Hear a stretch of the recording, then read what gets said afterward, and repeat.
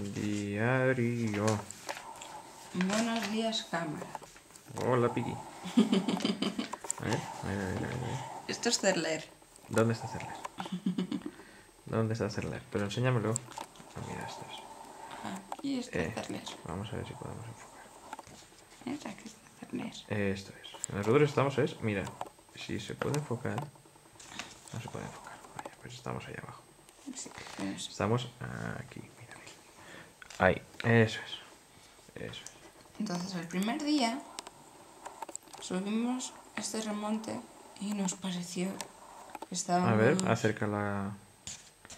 A ver si nos lo podemos aquí, aclarar. en Remasquero.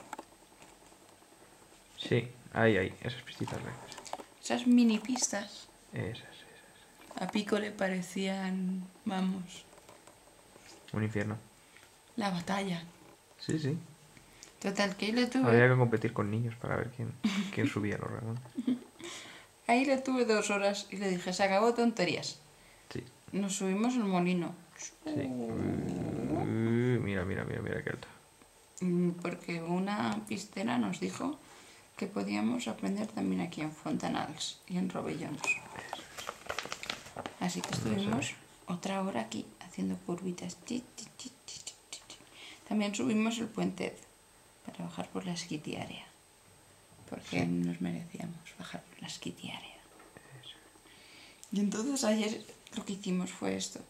Rovellons y luego el camino a Les Planes y bajar por aquí, por la Azul, Les Planes. Entonces ayer eso fue un aventurón.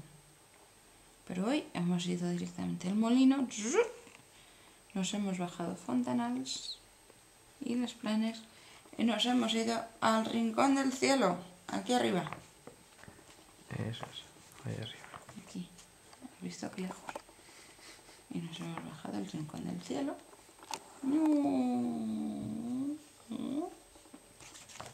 Y hemos vuelto a subir el Rincón del Cielo. Y también hemos hecho la liebre, que a mí me gustó. Pero por aquí, por medio camino, había mogollón de sangre. Y a Pico no le ha gustado nada. Alguien se había partido la crisma. Pues sí. Y entonces, también...